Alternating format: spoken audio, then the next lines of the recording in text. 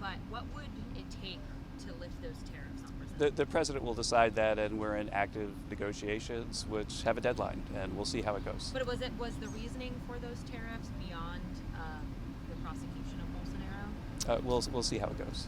Do you have a reaction to the better than expected economic data coming out of China? Is that sort of the antithesis of what Trump's trade policy is needing to do in terms of constraining?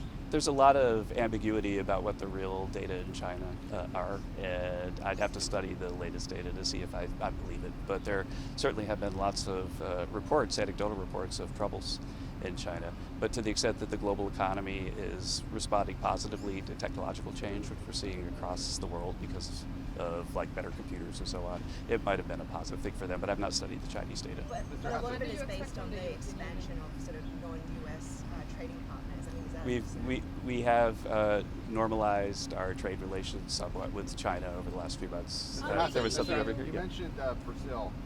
Part of the reason you gave in some of your interviews is that it's a national security threat, part of the reason.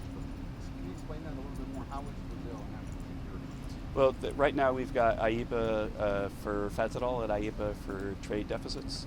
We're saying that both are national security threats, and both of those authorities are being used by the president this time. Tom Dempsey with News Nation. Is there anything you can discuss about sanctions being discussed with Russia right now? There's nothing I can talk about that. On the EU, Canada, and Mexico, where do negotiations stand? Those countries have received letters, but there have been talks underway.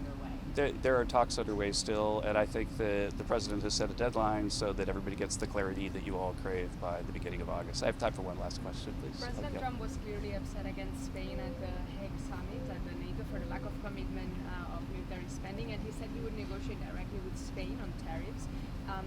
Did that happen? Because really the negotiations are between the EU as a bloc. Did that happen? Will Spain suffer consequences? Well, most of the trade policy in Europe is done through the EU, and so specific discussions with Spain have not been briefed on. What do you expect from the EU? We'll see. We've got a few weeks left. Thank you very much. Thank you. Thank you so much.